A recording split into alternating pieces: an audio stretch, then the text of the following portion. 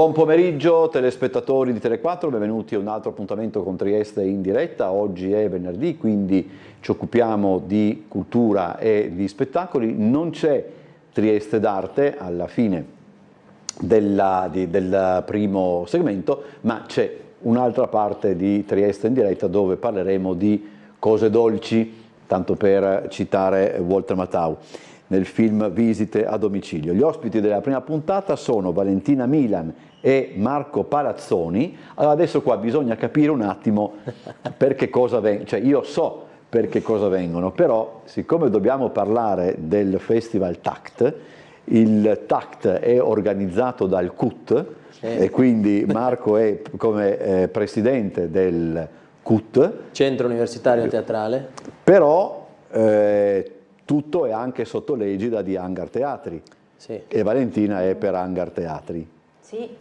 comunque. Sì. Allora intanto lo dico spesso, io devo fare i complimenti per il lavoro che fate su Hangar Teatri, io non riesco a venire a vedere tutto quanto, però ogni tanto controllo quello che fate e devo dire la verità che insomma penso che anche un po' cominciate ad essere ripagati, no? Del coraggio che avete avuto nell'intraprendere questa impresa. Ma diciamo che riusciamo a fare questo lavoro e questo, a prescindere dal livello di remunerazione, è già una bella cosa. Io intendevo appagati non in senso proprio biecamente monetario. Per noi esistere è un grande appagamento esistere, perché noi lo facevamo anche prima come investimento e adesso lo facciamo come lavoro. E mi pare di capire anche. Siamo quasi 14 adesso.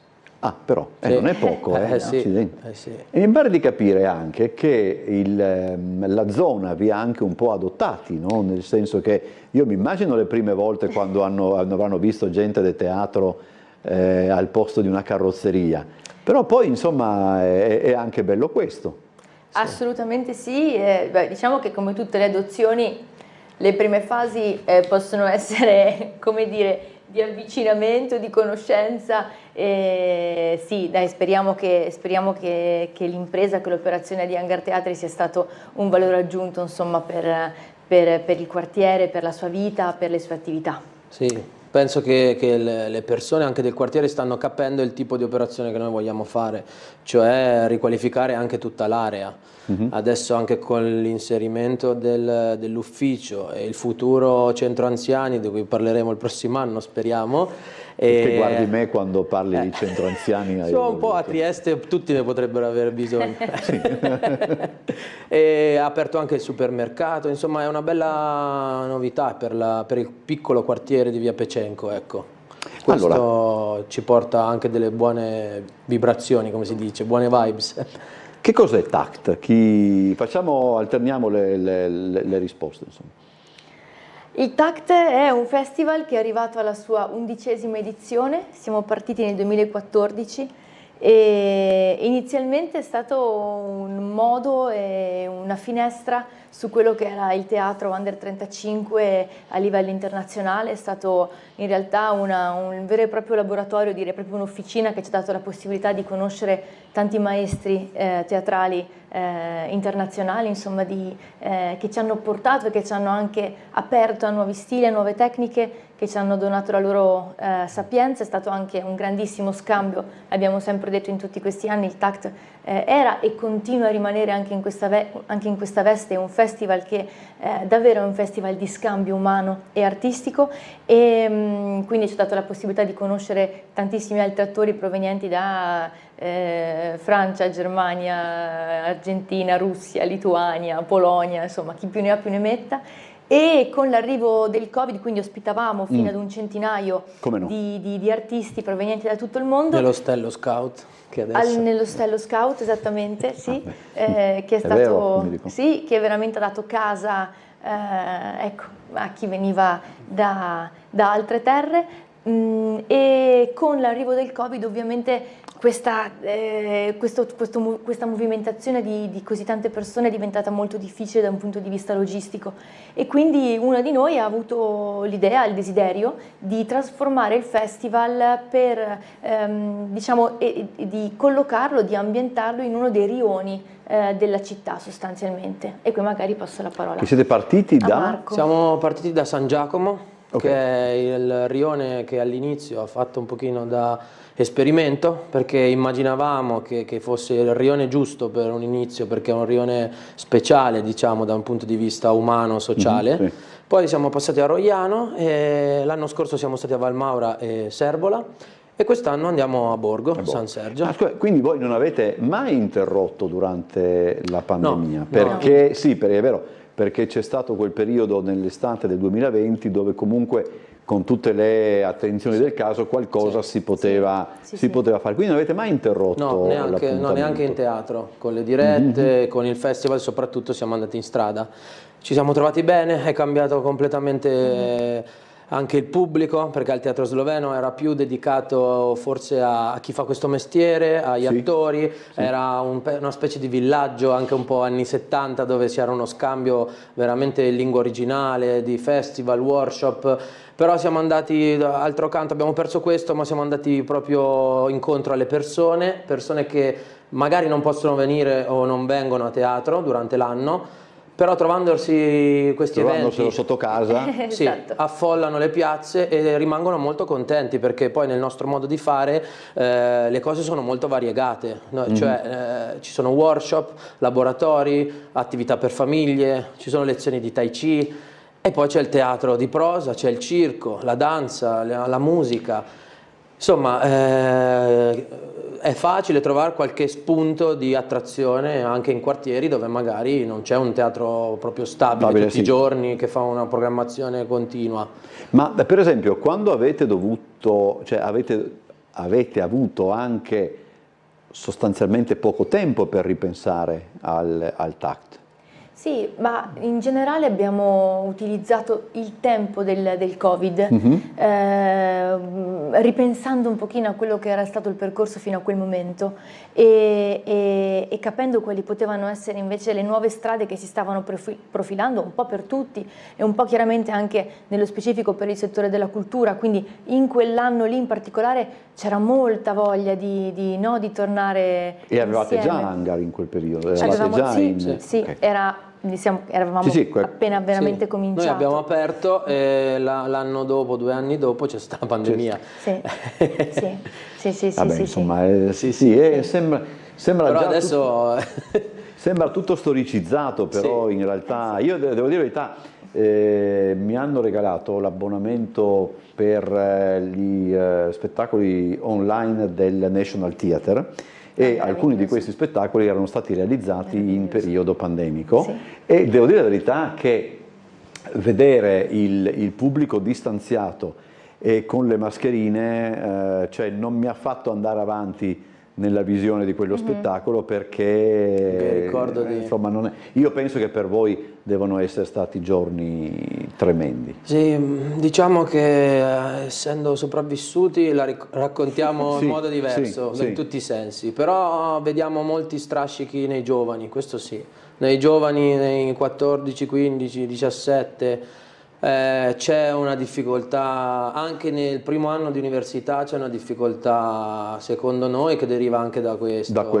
distacco nel sociale dobbiamo lavorare, siamo molto avanzati tecnologicamente, siamo nella società del futuro, però umanamente e socialmente c'è tanto da fare, forse siamo quasi regrediti per certi versi. Sì, si coglie. Lo stare insieme è quasi una cosa strana. Allora, parliamo di TACT di quest'anno, quando incomincia? Comincia lunedì 24 giugno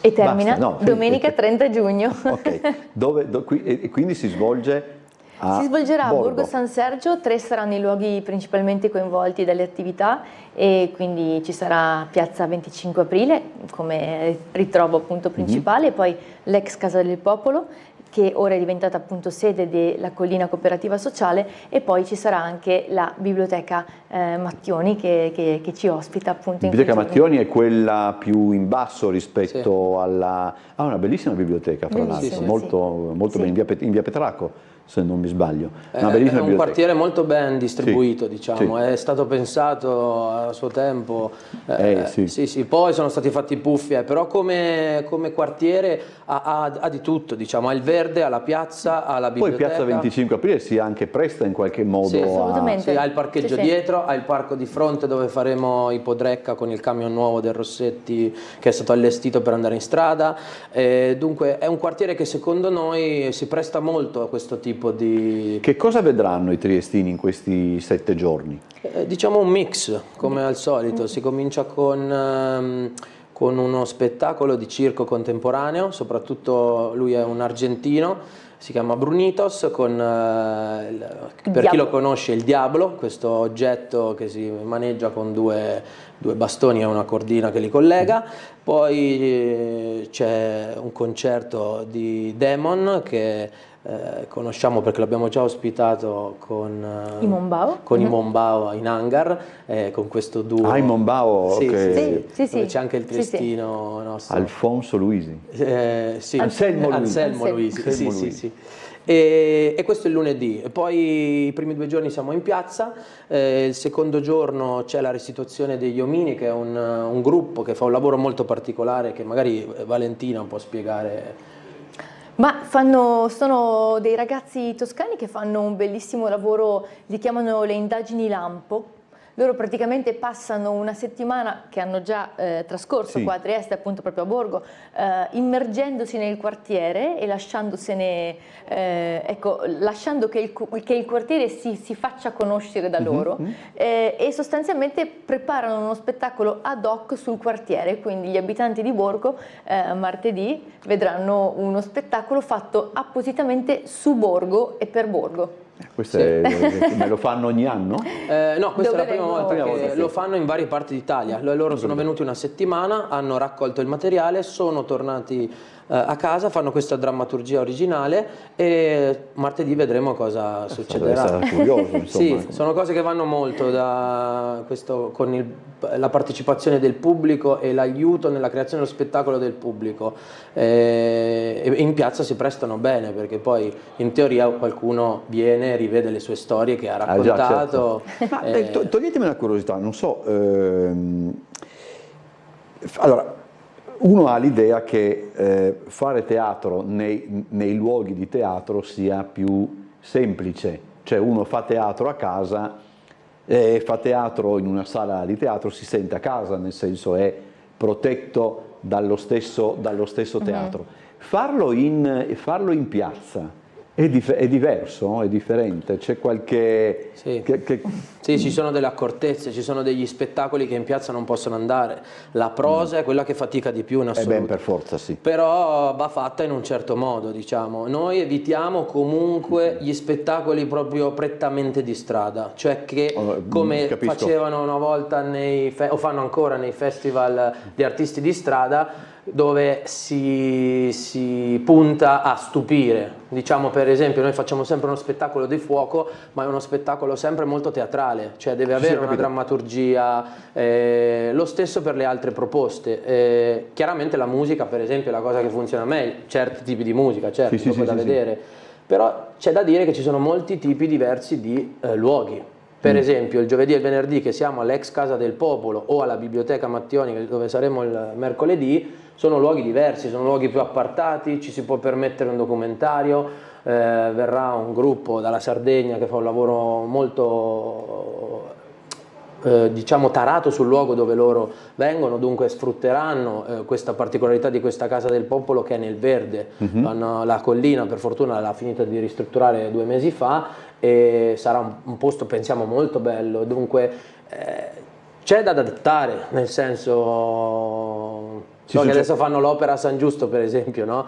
C'è bisogno di studiare bene il luogo dove si fa e capire come intervenire. Però lì anche, immagino che questa sia l'altra parte difficile, ma penso anche entusiasmante, non sapete con quale pubblico avete a che fare. No, o quantomeno anche lì, posto che in un teatro magari si può immaginare per tutta una serie di cose, in questo caso andate un po' alla, come si dice, sì, andate anche voi alla ribalta per certi Sì, diciamo che è un po' quello che ci eravamo detti con la prima edizione del TACT rivolto ai rioni, scegliere la strada, no?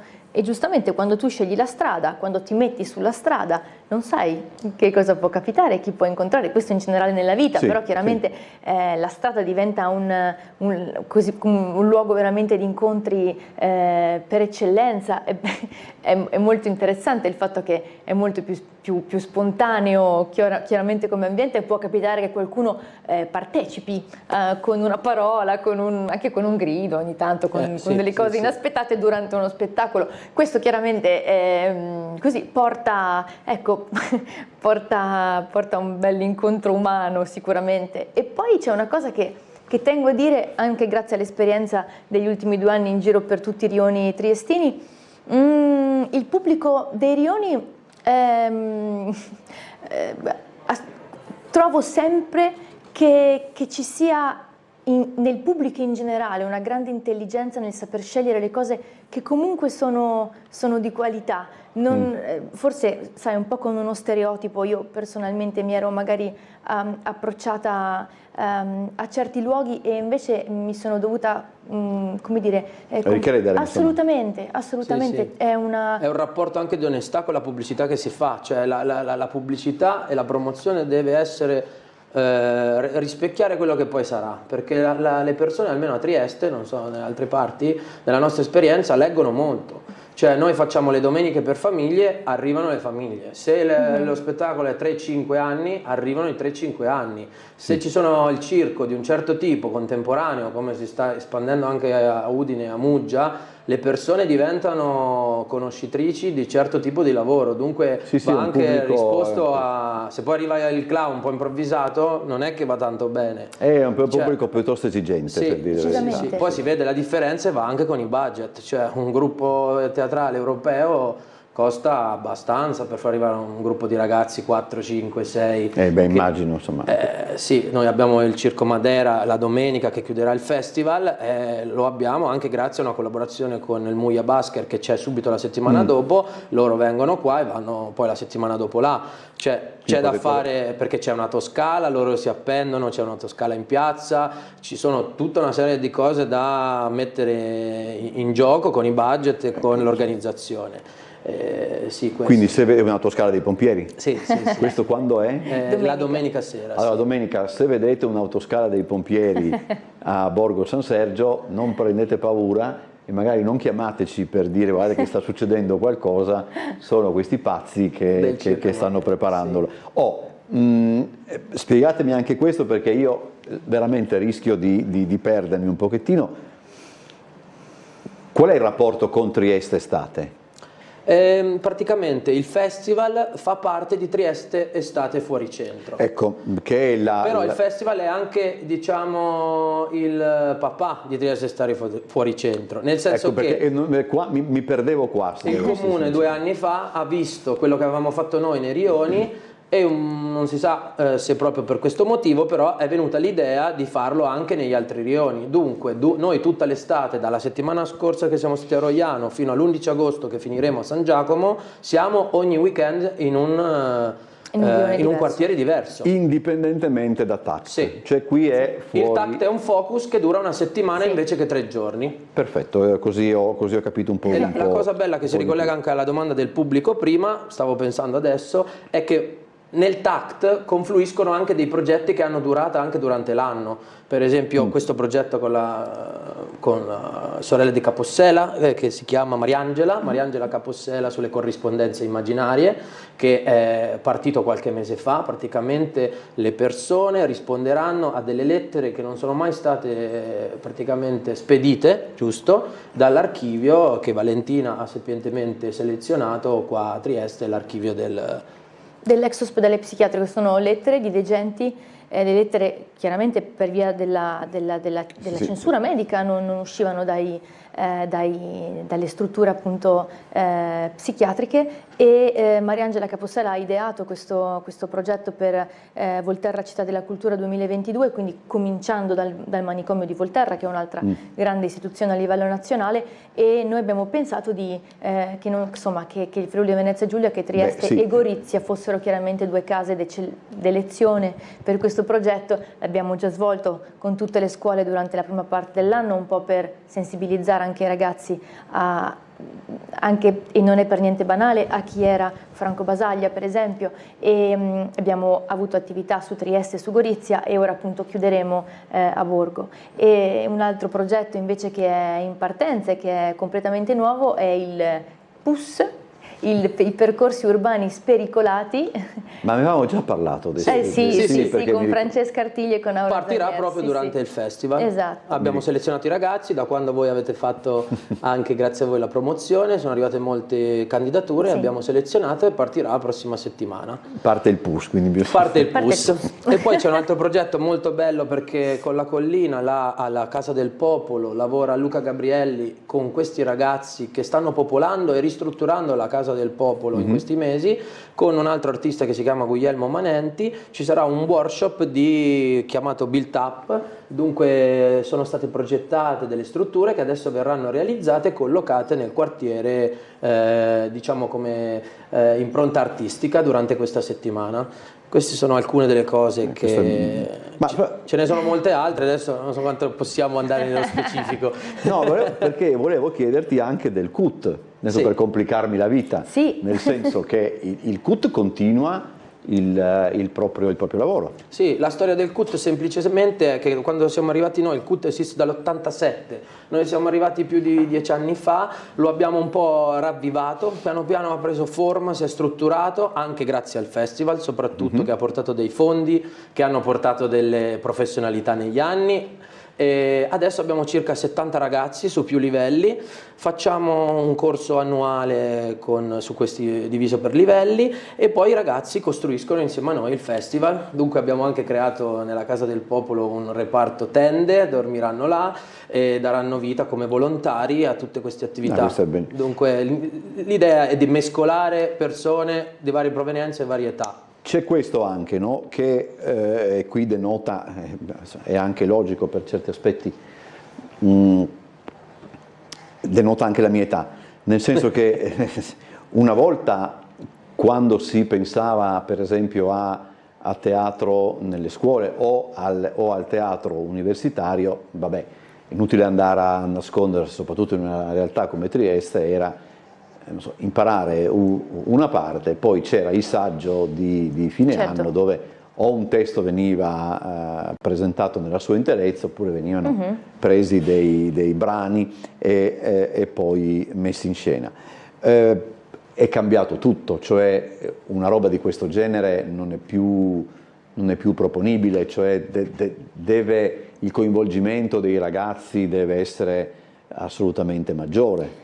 Ma la base è questa che dici tu, sì. Che rimane diciamo, comunque. è ancestrale secondo noi, cioè sì, per muove delle anche cose. Vero. Sì, no, il corso i corsi con i saggi rimangono, però è anche vero che c'è una responsabilità nel condurre un corso per degli studenti universitari o per dei ragazzi in generale, nel senso che dipende un po' da dove si mette l'attenzione, ecco, diciamo che il teatro, che lo si voglia a tutti i livelli, questo è in tutti i comparti, però è un gruppo che lavora insieme, ed è importante sviluppare proprio negli esseri umani la consapevolezza che non si è da soli a fare delle cose, ma soprattutto anche perché lo stai facendo, qual è l'obiettivo finale di quel viaggio, di quel percorso. Ecco perché poi il CUT ha anche, così mi permetto un attimino di completare quello che ha detto Marco, ha avuto sempre la prerogativa di spingere molto e di focalizzare molto anche sul lato umano, no? In un qualche modo. Sì, noi non abbiamo mai voluto porre l'accento su una specie di accademia, Se qualcuno Io intendevo vuole, forse più questo, non è un'accademia in senso stretto, no. in questo senso. Se qualcuno vuole, noi li dobbiamo mettere di fronte al fatto che è un mestiere serio e che ci vuole un lavoro di un certo tipo, dunque può essere un inizio, però di base invece mettiamo molto l'accento su quello che ha detto Valentina, e soprattutto dopo quello che abbiamo detto anche prima, i tempi di isolamento o internet che la fa da padrona in questa quotidianità, molto isolamento dei giovani. Noi vediamo questo, magari anche noi siamo invecchiati e non riusciamo a capire, è abbastanza però anche le statistiche parlano di questi ragazzi net tra 17 e 25 che sono quasi il 20% dei giovani, cioè che non lavorano e non studiano. Il teatro può essere un mezzo, noi lavoriamo molto anche con Teo Verdiani, faremo partire anche delle attività in hangar il prossimo anno per avvicinare questi ragazzi tramite la cultura, perché cultura vuol dire tante cose, scrivere, fare cose tecniche, fare l'attore, fare di tutto. Tra l'altro ricordo, perché ci sono certe cose anche, se qualcuno voleva vedere, io dico sempre, Marat de Sade l'avete fatta voi, io seguo teatro da parecchio tempo, non ho mai visto una messa in scena di Marat de Sade nei teatri ufficiali. Un po' piratesco. Però ma quello anche deve essere fatto. Poi dopo mi hanno dato anche i vestiti dopo. Finalmente.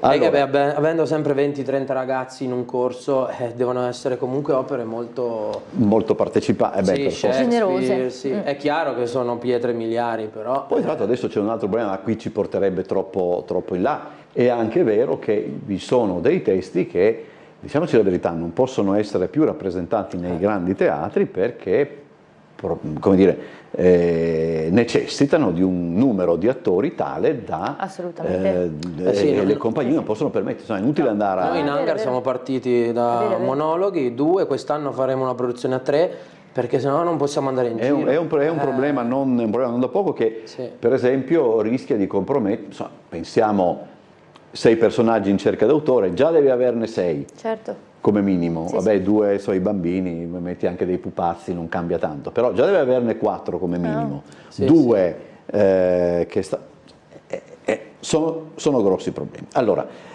su quale sito si trovano tutte quante le indicazioni? Dove bisogna andare? Tactfestival.org, e poi tutto Instagram, Facebook, abbiamo tutti i canali che uno può immaginare. E di più. Sì.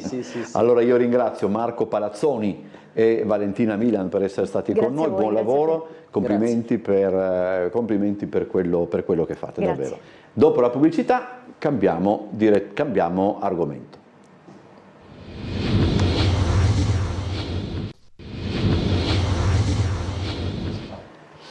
Allora, seconda parte di questa puntata di Trieste in diretta, siamo in compagnia di Edvino e Cristina Yergan, grazie per essere venuti nei nostri studi per parlare della loro attività, per parlare anche di come si è evoluta l'attività di panificatore e di pasticcere, tra l'altro alla luce anche di un riconoscimento che credo vi inorgoglisca, che come si dice, sono stati affidati i 3 pani, come combinata si combina una pena, è un riconoscimento, è sono come le stelle Michelin per è qualcosa del genere che Gambero Rosso fa per la panificazione da 4 anni a questa parte, il 4º anno. Quindi è nuova anche come... È il 4º anno e noi abbiamo avuto, non so se il merito e la fortuna, questo lo lasciamo dire agli altri poi,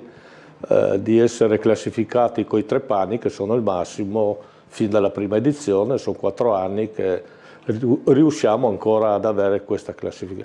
È importante perché non è un concorso dove ci si presenta, ma si viene selezionati da selezionatori anonimi, per cui noi non sappiamo chi sia e in base a quali criteri poi alla fine vengono attribuite. Quindi è un motivo in più per essere soddisfatti. Ma sapete come si svolge, diciamo così, venite seguiti, che ne so, per un certo periodo di tempo? Non si sa. No, buongiorno. Non si sa, in realtà non si sa niente, appunto noi veniamo solo quando sta per uscire la guida, ci viene detto che... Guardate che... Sì, guardate che avete vinto, appunto perché ci sono degli anonimi che vengono in negozio, assaggiano il pane, vedono il pane, anche guardano il servizio, la clientela, insomma ci sono varie... guardano varie cose, come è fatto il pane, la fragranza del pane, il servizio e anche come sono fatti i negozi, quindi una classifica un po' a tutto tondo. Da quanti anni la famiglia Yerian è nel settore? 13 marzo del 1952. Ricordo proprio la data anche? Sì, un venerdì tra l'altro. Venerdì 13? Sì, ma è andata bene così. Io non c'ero. Io avevo 1 anno e mezzo, quindi insomma... quindi sono 4 generazioni praticamente. E quella volta però era completamente... Io credo che se si va poi a...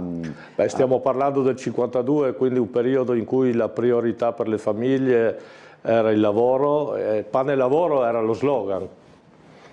Cosa che oggi no, non lo è più. Sì. Il lavoro forse sì, il pane un po' meno, non è più un prodotto considerato essenziale nella stessa misura di sopravvivenza, ma comincia a essere un prodotto in qualche modo in cui si va a ricercare caratteristiche particolari di soddisfazione. E io credo anche che poi se si va anche a raccontare appunto la vostra storia, eccetera, si racconta anche la storia sociale Esatto. della nostra città e insomma, di conseguenza anche del nostro paese, perché penso che sia cambiato tutto in maniera notevole. Insomma. Sì, è cambiato. Io qualche volta uso dire che la storia della panificazione in Italia rappresenta la storia d'Italia per certi versi, perché la riflette.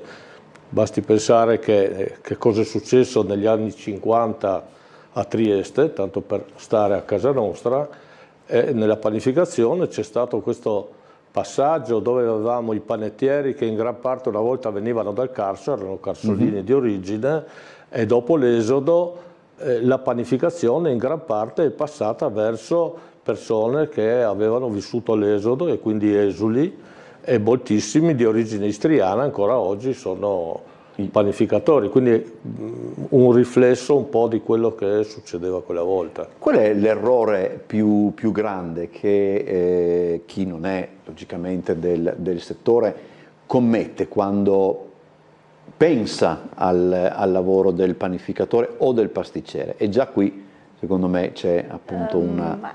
Io penso che un po' lo sottovaluti. Penso che non si renda conto di tutto il lavoro che c'è dietro. Tante volte si pensa, vado a comprare il pane è una cosa come...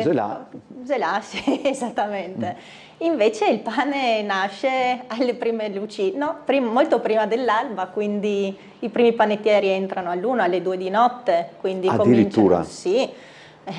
Quindi è un lavoro che si prosegue fino veramente alle prime luci dell'alba e oltre, quindi io credo che sia un po' sottovalutata il tipo di lavoro, la fatica, l'impegno, ma anche la passione di questo lavoro, perché in realtà è un lavoro artigiano, quindi un lavoro fatto con le mani, bisogna fare le prove, non ogni giornata è uguale, le temperature cambiano, quindi dipende da tantissimi fattori diversi, quindi non è vado là e costruisco una macchinetta, costruisco un prodotto che ha quasi una vita.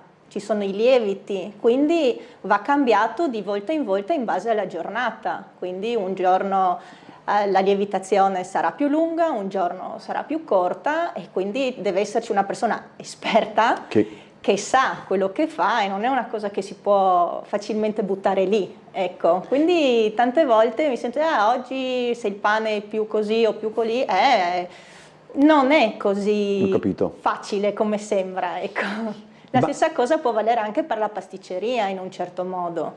Ecco, quindi... Ma per esempio la quantità è uguale tutti i giorni? Cioè, cambia da che cosa? Allora, diciamo, come quantità di produzione, sì. Una volta c'era una stabilità maggiore.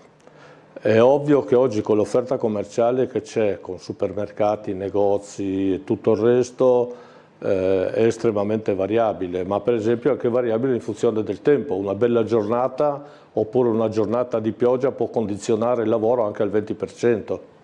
Quindi c'è il problema per chi come noi lavora sul prodotto fresco, sottolineo fresco perché noi sottolineiamo sempre la differenza fra prodotti freschi e prodotti che magari subiscono pause di surgelazione, congelazione e così via. Lavorare sul fresco è un problema perché puoi trovarti senza un giorno e puoi trovare che ti avanza tanta roba il giorno dopo. Quindi la variabilità sicuramente c'è. E poi dipende anche dal tipo di giornata della settimana. Il lunedì si lavora un po' di più, a metà settimana è un po' di meno, il sabato ovviamente c'è un po' di più, anche se non sono più i sabati di una volta, perché adesso appunto con molti negozi aperti anche alla domenica comunque si è un po' abbassato questo. Ecco, poi c'è un'altra abitudine che prende spesso piede ed è un'abitudine che riguarda molto, come dire, che ha a che fare anche da un certo punto di vista con la comodità, dall'altra anche dal fatto che magari non sempre tutte quante le persone possono muoversi ogni giorno, però adesso l'idea di mettere il pane in, come si chiama là, in congelatore, io dico ancora frigidaire, si vede che la mia età ormai mi condanna anche da questo punto di vista, però vuol dire, questa è un'abitudine che ormai prende sempre più piede. Non riesco a capire francamente se valga o meno la pena, perché delle volte uno potrebbe anche dire beh, ma se è buono uguale, ed effettivamente in alcuni casi, se forse uno non sa che è messo, però non riesco a capire, però, sta di fatto che però... Allora, mettiamola in questi termini, tutto si può fare, tutto è legittimo fare, l'importante è che chi lo fa, quando poi lo vende, comunica al cliente che cosa sta facendo. Sì. Il pane è un prodotto che, se fatto secondo le regole, con lievito naturale o pasta madre come la vogliamo chiamare, con i suoi giusti tempi di riposo, al di là di forme piccole che tendono comunque ad asciugarsi prima, ma è logico, più piccola è prima si asciuga, ma delle forme di media grandezza eccetera, può durare tranquillamente semplicemente all'interno di un sacchetto per 2 o 3 giorni, se fatto bene. Okay. Nulla vieta che poi chi lo compra se lo congeli e se lo tiri fuori al momento dell'uso, ma l'importante è che sappia che sta comprando un prodotto fresco o se sta comprando qualcosa di congelato, perché qui, se posso spendere una parola, noi parliamo molto di cambiamenti climatici, di impatto ambientale, di consumi energetici. Io continuo a fare questo paragone. Se io prendo un pane fatto fresco, questo significa impastarlo, lievitarlo, portare il forno a 250 gradi, cuocerlo e venderlo. Fine del processo. Se penso a un precotto congelato, significa farlo, portarlo a 250 gradi, immediatamente abbatterlo a meno 30 gradi, conservarlo a meno 30 gradi, farlo viaggiare con un camion a meno 30 gradi, rimetterlo in un frigorifero e poi di nuovo rimettere in moto un forno a 250-280 gradi. Quindi abbiamo trasporto, conservazione, abbattimento e 2 volte il riscaldamento. Siccome oggi stiamo attenti anche a spegnere la lampadina più banale in casa per risparmiare, se uno pensa all'impatto ambientale di questi 2 processi dovrebbe già capire che un prodotto fresco ha un valore anche in questi termini etico estremamente diverso. Dopodiché è chiaro che ognuno fa la sua scelta ed è legittima, questo è chiaro. È cambiato anche, c'è anche una moda, immagino, no? Per quanto riguarda come tutte le cose un po' sì, però è anche giusto perché la tradizione del fornaio in qualche modo deve un po' evolversi. Noi lavoriamo molto con il pane tradizionale, però in quest'ultimo periodo cerchiamo di aumentare la scelta, abbiamo diverse tipologie di pane fatti con altri tipi di farine perché sono molto richiesti, quindi anche qua bisogna seguire un po'. Ma lì come capite? Cioè bisogna captare dai clienti? Sì, un po' arriva qualche cliente in negozio e chiede, intanto un po' ci informiamo anche, ormai il mondo è vicino, quindi si guarda gli social, piuttosto si guarda anche cosa si fa anche oltre i nostri confini un pochino, no? Cosa va di più. Poi alcune persone arrivano in negozio e chiedono un particolare tipo di pane, particolari tipi di farina e si cerca veramente di provare ad accontentarli, di fare delle prove e dopo in un paio di giorni si fa una ricetta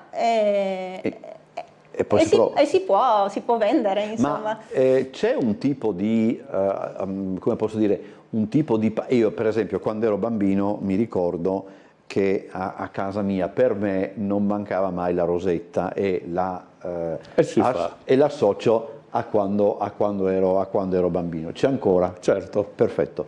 E poi la sciopetta quando... Certo. Ci siamo. E qui siamo nel tradizionale. C'è qualche tipo di, in questo caso di panino più che di pane, che è scomparso? No, scomparso non direi, magari se ne fa anche a periodi, molte cose le fai, vanno per un periodo, poi rallenta, poi si riprendono, ma quello che è tradizionale di base. Quello che sta succedendo invece che mi pare interessante è la rivalutazione di farine che erano state abbandonate come farine povere. Non capito.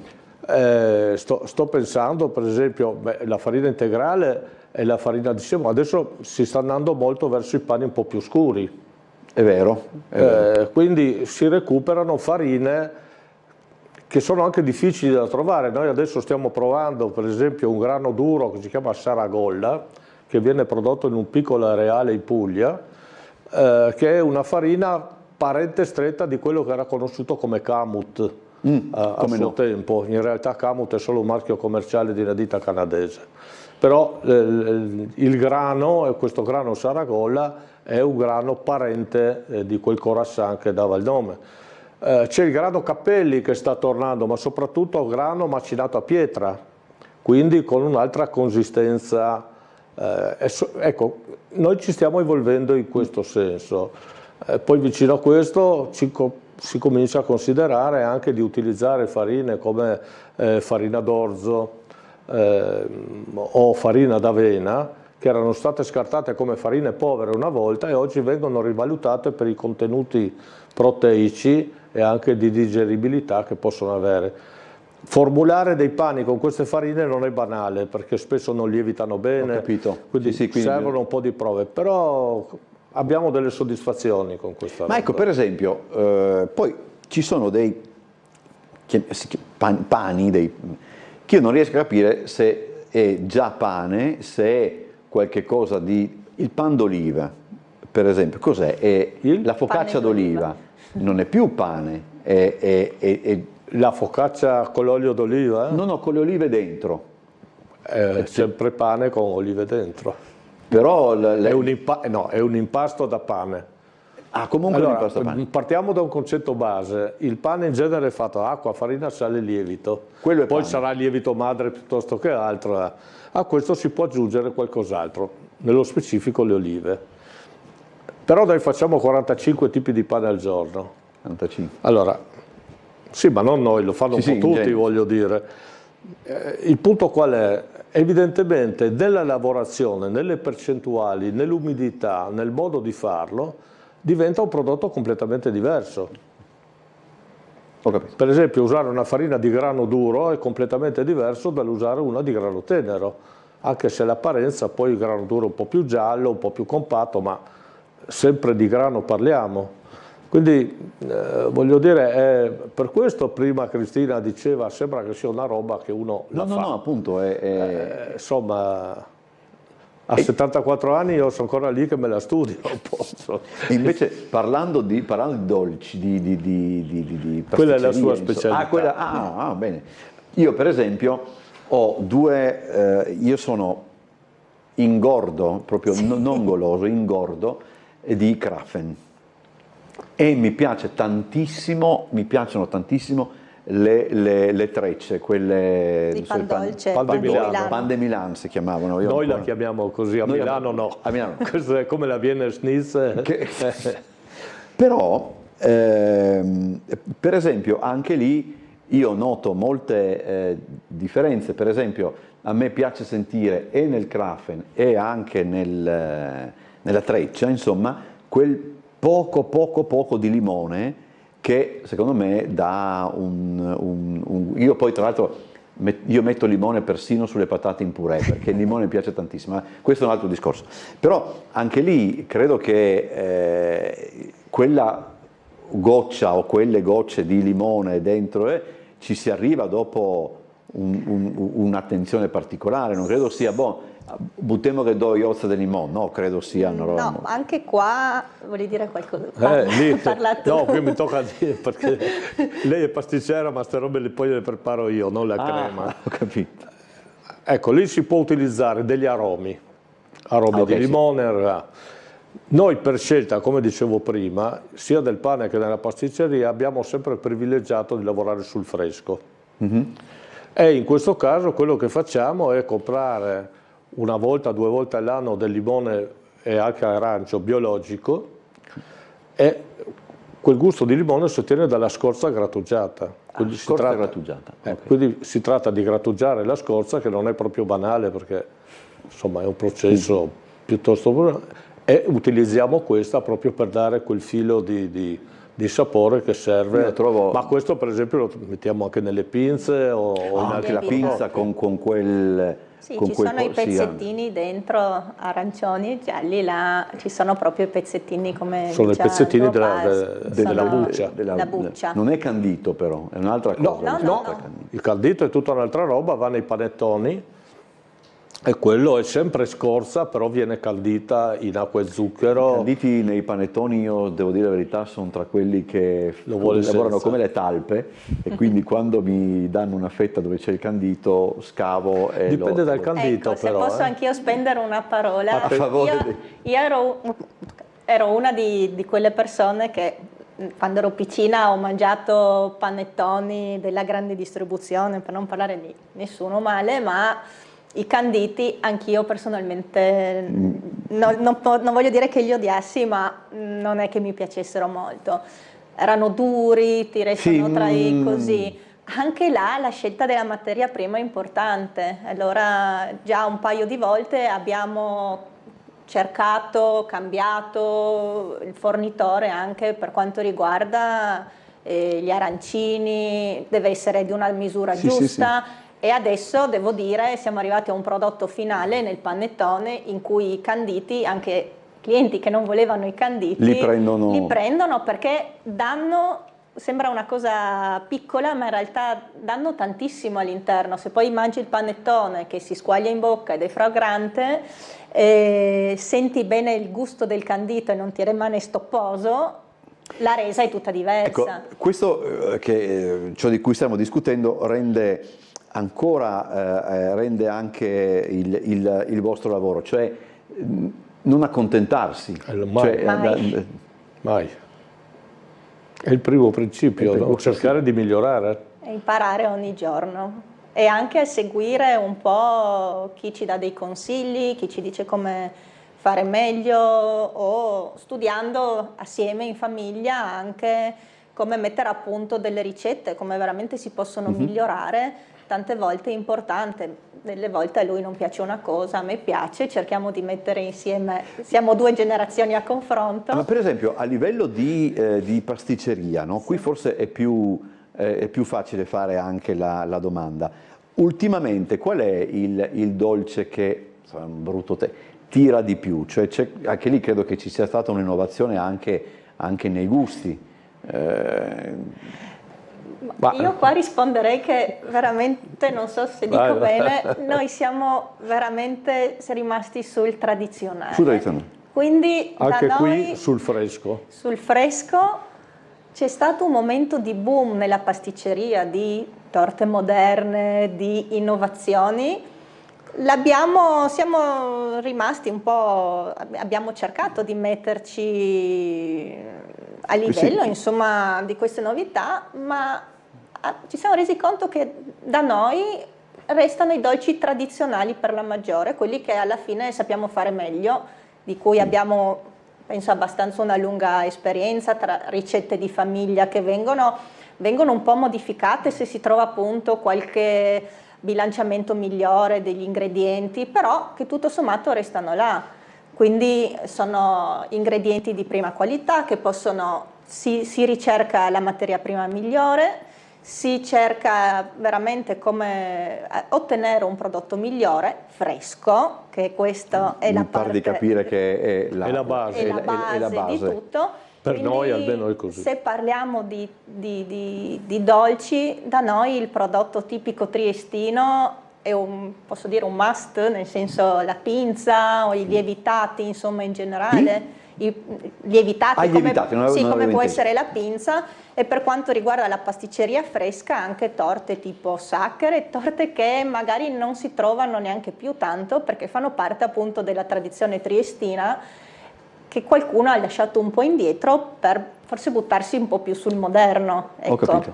Diciamo che la ricerca che non si ferma mai è quella della materia prima di qualità, perché lì veramente è un mondo che scopri ogni giorno, piccole aziende che cominciano a fare dei lavori eccellenti, il problema del burro che per anni abbiamo fatto fatica.